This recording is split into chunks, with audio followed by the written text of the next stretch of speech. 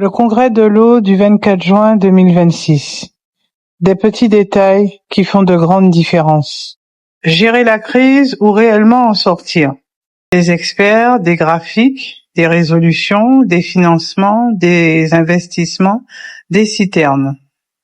Une OIN, c'est-à-dire une opération d'intérêt national, un dispositif dans lequel l'État prend une place importante dans la conduite d'un projet d'aménagement considéré comme majeur. Surtout un objectif pouvant aller jusqu'à 10 000 réparations de fuites par an. À première vue, beaucoup de choses. Mais aujourd'hui, je vous propose de faire quelque chose de différent. Ne cherchons pas immédiatement qui a raison ni qui a tort. Essayons juste de comprendre le système. Et surtout, posons une question très simple. Est-ce que ce congrès nous montre comment mieux gérer la crise de l'eau? Ou comment réellement en sortir? Parce que ce n'est pas la même chose. Avant les millions, quelle stratégie? Imaginez que votre maison soit très dégradée.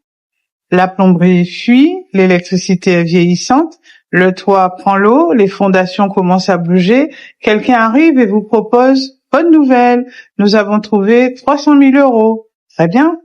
Mais votre première question ne devrait peut-être pas être « Quand commencent les travaux ?» Elle devrait être « Quel diagnostic avons-nous fait de la maison ?» Parce que si nous ne savons pas précisément ce qui fragilise le bâtiment, 300 000 euros peuvent permettre de faire énormément de travaux, sans nécessairement sauver la maison. Pour l'eau, c'est pareil. 300 millions, 700 millions, 2 milliards. Le montant ne constitue pas encore une stratégie. La stratégie, c'est déterminer où nous voulons aller et comment nous voulons transformer le système. La question est donc, quel système voulons-nous obtenir à la fin? Quels problèmes voulons-nous éliminer? Dans quel ordre? Avec quelle ingénierie? Et quand je dis ingénierie, je parle de tout le travail permettant de passer d'un problème à une solution réalisable, c'est-à-dire diagnostic, scénario, dimensionnement, technique, coût, risque, compétences et organisation. Ensuite, d'autres questions. Avec quelles compétences? Dans quel délai? Et avec quels résultats mesurables? Autrement dit, stratégie, ingénierie, programme, besoins financiers et non argent disponible. Qu'est-ce qu'on pourrait bien faire avec? Parlons des 10 000 fuites. Prenons maintenant l'objectif des 10 000 réparations de fuites par an. 10 000, le chiffre peut frapper. Mais une question manque immédiatement. Comment trouve-t-on ces 10 000 fuites? Attendons-nous qu'elles deviennent visibles? Qu'un habitant les signale? Ou organise-t-on une véritable recherche active? Par exemple, avec la détection acoustique, des appareils permettant d'écouter les vibrations produites par une fuite sous pression et d'aider à la localiser avant même qu'elle soit visible en surface. Ou par sectorisation du réseau. Cela consiste à découper le réseau en zones mesurables afin de repérer plus facilement où l'eau disparaît anormalement. Et par l'analyse des pressions, les capteurs, la connaissance du patrimoine, c'est-à-dire connaître précisément les canalisations, leur âge, leurs matériaux, leur historique et leur état.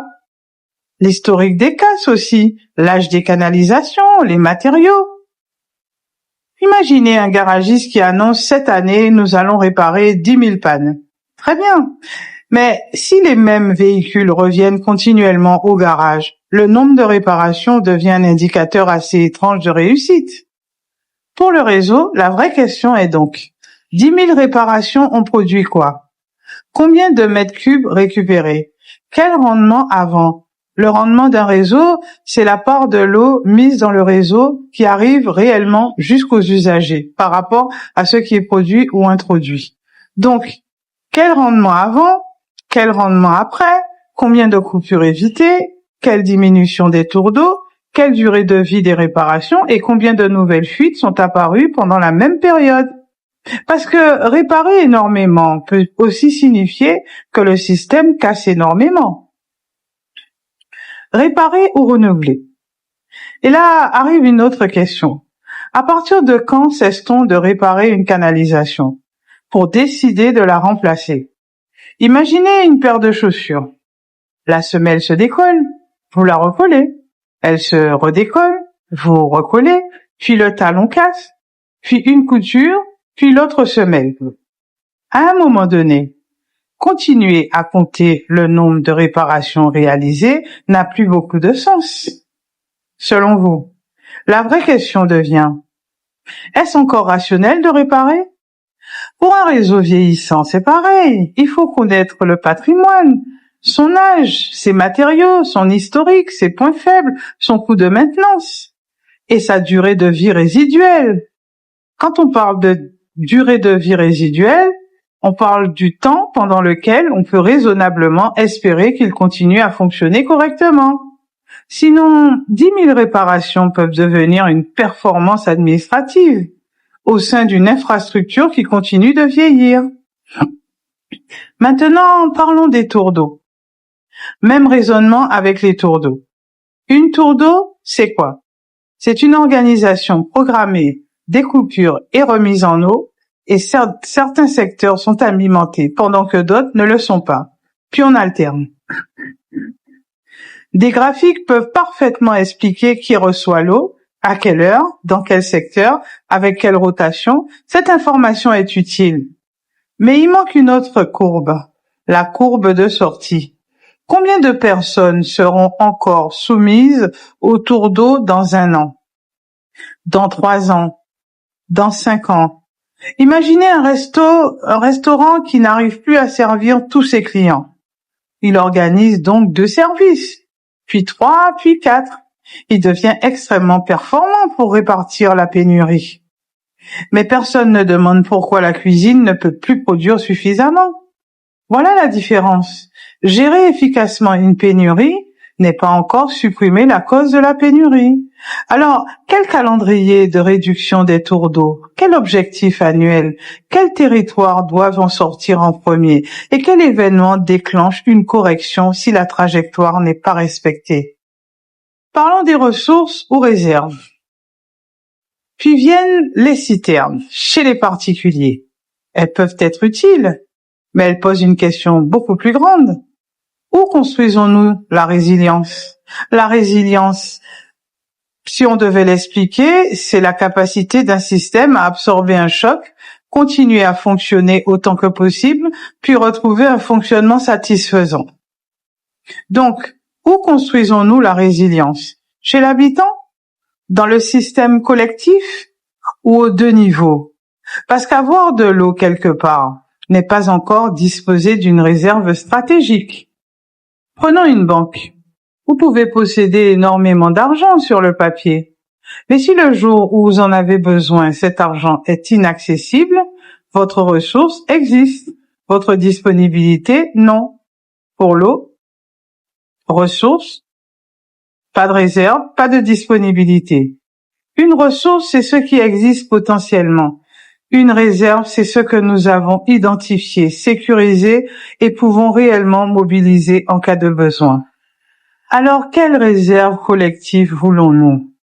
Pour 24 heures, pour 72 heures, une semaine, que se passe-t-il après un cyclone, un séisme, une panne énergétique, une pollution, une rupture majeure du réseau? La résilience doit être pensée avant la catastrophe, pas pendant. Maintenant, les KPI. Mesurer quoi? C'est ici qu'arrivent les KPI. KPI signifie indication en français, indicateur clé de performance. C'est simplement un indicateur choisi pour vérifier si nous nous rapprochons réellement d'un objectif. Un objectif peut progresser de 30 à 39. Très bien. C'est une amélioration. Mais 39 sur 100 reste 39 sur 100. Imaginez un enfant qui passe de 4 sur 20 à 7 sur 20. Il a considérablement progressé. Il faut reconnaître son progrès, mais personne ne dira pour autant il maîtrise maintenant parfaitement la matière. Progrès et performance suffisantes ne sont pas synonymes. Alors chaque KPI devrait avoir un point de départ, une cible, une échéance, un responsable et surtout une conséquence lorsque l'objectif n'est pas atteint. Objectif, mesure, écart, analyse, action corrective, nouvelle mesure. Une action corrective, c'est simplement ce que nous décidons de changer lorsque le résultat n'est pas celui attendu. Sinon, nous ne pilotons pas le système, nous le regardons. Maintenant, les compétences. Remontons encore. Qui sait réellement faire tout ça? Parce que une institution peut être juridiquement compétente, c'est-à-dire que la loi lui confie officiellement une mission, sans disposer de toutes les compétences effectives pour permettre réellement de l'exercer. Qui connaît réellement le réseau? Qui maîtrise la détection acoustique? Qui possède les données? Qui maîtrise les logiciels? Qui sait dimensionner les réserves? Qui organise la maintenance? Qui intervient? Qui possède les stocks? Qui sait analyser les contrats? Qui sait contrôler les délégataires? Parce qu'une compétence juridique n'est pas automatiquement une compétence effective. Et faire venir une compétence extérieure n'est pas nécessairement un problème. Le problème apparaît lorsque nous devons continuellement l'importer sans organiser sa propre transmission. Une compétence importée continuellement reste une dépendance. Une compétence transmise, maîtrisée et développée localement devient une capacité. Et la DSP, me direz-vous? Certaines fonctions peuvent être confiées à des opérateurs privés dans le cadre d'une DSP. DSP signifie délégation de service public. Cela signifie qu'une autorité publique confie l'exploitation d'un service à un opérateur souvent privé, tout en restant responsable de l'organisation et du contrôle du service. Une DSP n'est ni bonne ni mauvaise en soi. Mais elle soulève une question fondamentale. Celui qui délègue, possède-t-il encore les compétences nécessaires pour contrôler celui à qui il délègue? Je reprends. Celui qui délègue, possède-t-il encore les compétences nécessaires pour contrôler celui à qui il délègue? Imaginez que vous confiez toute votre comptabilité à quelqu'un. Vous ne savez plus lire un bilan, vous ne comprenez plus vos comptes, vous ne savez plus vérifier une facture, puis votre comptable vous annonce « tout va bien ». Comment le savez-vous? Déléguer l'exécution ne devrait jamais signifier abandonner la capacité de contrôle. Alors, qui est réellement compétent? Et c'est là que le débat institutionnel devient intéressant. Le SMGEAG? SMGEAG signifie Syndicat mixte de gestion de l'eau et de l'assainissement de Guadeloupe. C'est la structure publique créée pour exercer une partie essentielle des compétences liées à l'eau potable et à l'assainissement sur le territoire. Le conseil départemental, la région, l'État, les opérateurs privés, les financeurs. Avant de demander qui doit être au-dessus de qui, demandons plutôt qui possède quelles compétences juridiques, qui possède quelles compétences réelles, qui maîtrise quelles infrastructures, qui dépend de qui finance qui vend quoi à qui, et qui délègue quoi, et qui contrôle. Parce que déplacer une compétence d'un organigramme vers un autre ne crée pas automatiquement la capacité qui manquait. Changer le nom du pilote ne change pas automatiquement le moteur de l'avion. Avant de terminer cette première partie, pensez à vous abonner, à liker et surtout à commenter pour me montrer que vous avez bien compris cette vidéo. Parce que l'objectif n'est pas simplement de regarder une vidéo, c'est de questionner, de confronter les éléments et d'apprendre progressivement à regarder le système autrement. Et nous sommes loin d'avoir terminé. Dans le prochain numéro, nous poursuivrons notre raisonnement avec ce plan.